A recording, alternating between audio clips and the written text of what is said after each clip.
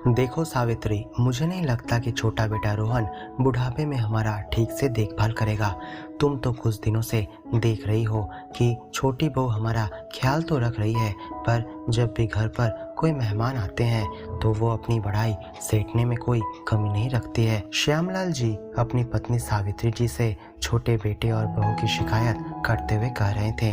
नहीं जी, आप गलत समझ रहे हैं। हमारा रोहन और तितली वैसे नहीं है। देखिए ना, जब आप बीमार हुए थे तब आपको सरकारी अस्पताल न ले जाकर उन्होंने आपको एक प्राइवेट अस्पताल में दिखाना ही बेहतर समझा था कि आप जल्द से जल्द स्वस्थ हो सकें, आपकी चिकित्सा में कोई कमी न रह जाए। इसलिए तो बेटा नाइट ड्यूटी पर भी जाने लगा है। उस दिन मुझसे कह रहा था कि बाबूजी को इस साल आंखों के ऑपरेशन के लिए मैं उन्हें शहर के सबसे बड़े आई स्पेशलिस्ट से अपॉइंटमेंट लेकर उनका इलाज करवाऊंगा। सावित्री जी समझाते हुए श्यामलाल जी से बोली, सावित्री, तुम जैसा समझ रही हो, बेटे की नीयत सेवा करने की नहीं है। उसे तो हमारे बैंक में पड़े रुपयों पर नजर है, एवं जो जमीन हमने कुछ साल पहले लिए थे उसको भी वो हड़पने के लिए ही हमारी सेवा करता है। बहू भी इसी फिराक में है कि कब हम लोग स्वर्ग सिधार जाएं और हमारी सभी जमीन जायदाद वे लोग अपने नाम करवा ले।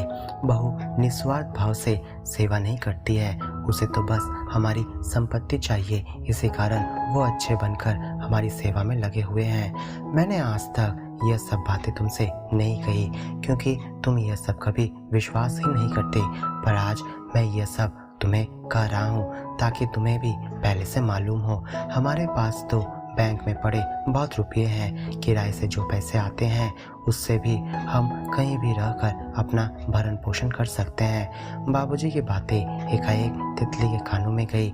जब वो बाबूजी को दवाई देने के लिए उनके कमरे के दरवाजे के सामने खड़ी हुई, बाहर खड़ी तितली यह सब सुनकर बहुत दुखी हुई। उसने कभी ऐसा सपने में भी नहीं सोचा था कि बाबूजी अपने बेटे और बहू के बारे में कभी ऐसा कहेंगे। निस्वार्थ भाव से आज तक सेवा करती आ रही तितली का मन अब उदास हो गया। वो बाबूजी के लिए लाई गई दवाई न देकर रोते हुए रसोई में काम करने के लिए चली गई। एक दिन रात के डिनर के बाद जब माँ बाबूजी अपने कमरे में चले गए तब तितली ने रोहन को कुछ देर के लिए डिनर टेबल पर बैठने को कहा।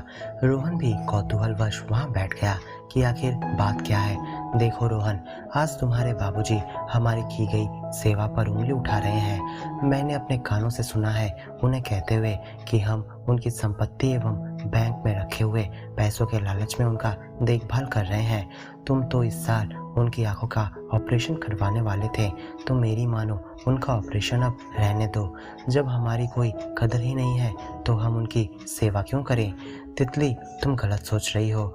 बुढ़ापे में कभी कभी ऐसा लगता है कि उनकी सेवा इसलिए की जा रही है ताकि उनका रुपया पैसा एवं जमीन जायदाद उनके संतानों को लेने में कोई दिक्कत ना हो। पर यह तुम भी जानती हो कि हम उनकी सेवा उनके पैसे या संपत्ति को देखकर नहीं कर रहे हैं। तुम्हें यह भी पता है कि मुझे पढ़ा लिखा कर बड़ा करने में उन्होंने कितना परिश्रम किया है।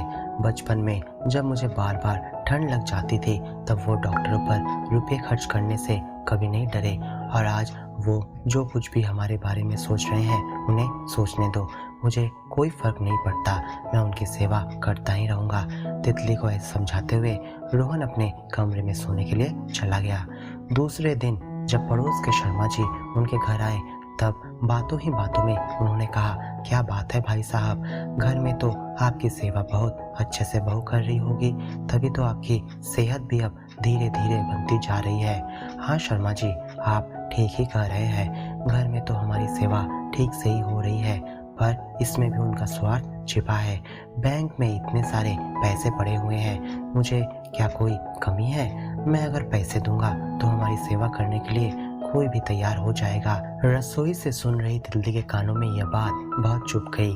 शर्मा जी के जाने के बाद ही वो बाबूजी से विनम्र भाव से बोली, देखिए बाबूजी, अगर आपको यहाँ रहना ठीक नहीं लगता तो अपने बड़े बेटे या कहीं और जाकर रह सकते हैं, क्योंकि आपके अनुसार यदि आप किसी को पैसे देंगे तो आपकी सेवा करने के लिए तैयार हो जाएंगे, तो क्यों ना आप कहीं और रह लें, क्योंकि यहाँ पर तो आपकी सेवा हम निस्वार्थ भाव से नहीं बल्कि आपके रुपयों पैसों की लालच में कर रहे हैं। बाबूजी से भी अब चुप नहीं रहा गया। उन्होंने भी गुस्से में कह दिया, हाँ हाँ, मैं तो अपने बड़े बेटे के पास ही जा रहा हूँ। मैं तो सिर्फ तुम्हारे मुंह से यह बात सुनना चाहता था। मेरा बड़ा बेटा तो मुझे कई दिनों से फ़ोन पर यही कहता आ रहा है कि आप हमारे यहाँ चले आइए, आपकी सेवा में कोई कमी नहीं रखूँगा। अब मैं वहीं जाकर रहूँगा। मैं समझ गया हूँ तुम लोग कैसे हो।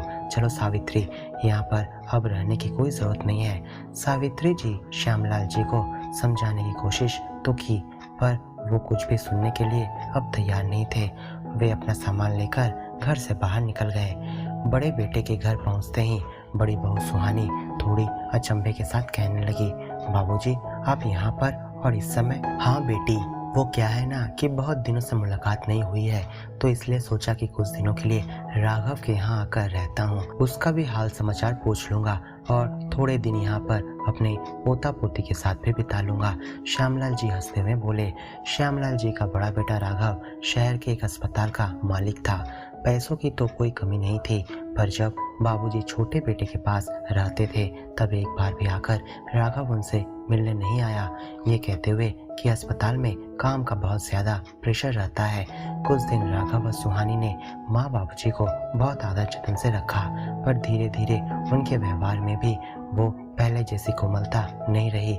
अब सुहानी सावित्री जी को ही बाजार जाकर अपने पति के लिए फल सब्जियां लाने को कहती। बुजुर्ग होकर सावित्री जी से फल सब्जियों का बैग अब ढोया नहीं जाता था। उनके घुटने और कमर में हमेशा अब दर्द रहने लगी। बाजार जाने से मना करने पर मुंह बिचकाते हुए सुहानी कहती, पेंशन लेने के लिए तो आप ठीक बैंक चली जाती हैं, पर मैं जब आपसे बाजार जाकर फल सब्जी लाने को कहती हूँ तब आपके बहाने शुरू हो जाते हैं। पर सुहानी को कहाँ पता था कि पेंशन तो माँ जी महीने में एक बार बैंक से लाने के लिए जाती है, पर यह समझाने वाला सुहानी को वहाँ कोई नहीं था, और अगर कोई समझाने की कोशिश भी करता तो वो शायद ही समझती। उस दिन रात को जब श्यामलाल जी के लिए रोटी में घी लगाने हेतु वो डिब्बी निकाली तो उसमें एक चम्मच घी भी नहीं थी। सावित्री जी चुप रही, पर जब दवाई देने के समय उन्होंने देखा कि सभी दवाइयाँ खत्म हो गई है, पर न ही बहू और न ही बेटे ने इन दवाइयों को मंगाया है, तब सावित्री जी श्यामलाल जी से कहने लगी, देख लिया अपने बड़े बेटे को, हो गई तसल्ली आपको कि पैसे देने के बाद भी आपको समय पर दवाइयाँ नहीं मिलती है। दरअसल फल, दूध, घी, मक्खन और दवाइयों के लिए शुरुआत में श्यामलाल जी अपने पेंशन से रुपये नहीं दिया करते थे, पर एक दिन जब बिना दवाई लिए श्यामलाल जी सोए तो सुबह उनकी तबीयत बहुत ज़्यादा बिगड़ गई। सावित्री जी और बहू बेटे के बीच कहासुनी तो हुई, और बातों ही बातों में राघव ने कह दिया कि दवाई मुफ्त में चाहिए तो पेंशन के पूरे पैसे उसे देने होंगे। दवाइयों का खर्च उठाने का सामर्थ्य अब राघव में नहीं है। बाबूजी कभी सोच भी नहीं सकते थे कि राघव कभी ऐसा कर सकता है। फोन पर तो वो कितनी मीठी मीठी बातें कहा करता था, पर हकीकत तो कुछ और ही थी। अब श्यामलाल जी को पता चला है। सावित्री जी अब समझाते हुए बोली, अब यहाँ पर मैं बिल्कुल नहीं रह सकती। मैं तो आपसे पहले भी कह रही थी कि आपका छोटा बेटा आपकी सेवा निस्वार्थ भाव से करता आया है और करता भी रहेगा, पर आप हैं कि मेरी बातों को कुछ समझते ही नहीं थे। जब तक आदमी ठोकर नहीं खाता है तब तक उसे समझ नहीं आती है। दूसरे दिन सावित्री जी और श्यामलाल जी अपने छोटे बेटे के चौखट पर खड़े थे। आइए ना माँ, ये तो आपका ही घर है, बाहर क्यों खड़ी है, कहकर तितली माँ और बाबूजी को घर के अंदर लेकर आई। बेटी मुझे माफ़ कर दे, मैंने अनजाने में तुम लोगों के बारे में न जाने क्या क्या कह दिया था। सच में तुम लोग निस्वार्थ भाव से हमारी सेवा करते हो। आज तक तुमने हमसे रहने, खाने और दवाइयों के एक भी पैसे नहीं मांगे हैं, पर बड़े बेटे का घर जाकर मेरा पैसों का घमंड चूर हो गया। मुझे माफ़ कर दे बेटी। श्यामलाल जी की आंखों से आंसू बहे जा रहे थे। कैसी बातें कर रहे हैं आप बाबूजी, माफ़ी तो मुझे मांगनी चाहिए। मुझे आपको यहाँ से चले जाने की बात नहीं कहनी चाहिए थी। तितली की आंखें भी भर आई थी। नहीं बेटी, तू तो ठीक की जो उस दिन तेरे बाबूजी को अपने बड़े बेटे के घर जाकर रहने के लिए कहा, नहीं तो उन्हें आज तक तुम लोगों के निस्वार्थ भाव से सेवा करने की बात पता ही नहीं चलती। माँ जी तितली को चुप कराते हुए बोली, आज श्यामलाल जी को अच्छे से पता चल गया था कि सिर्फ पैसे देने से ही लोग अपने नहीं हो जाते।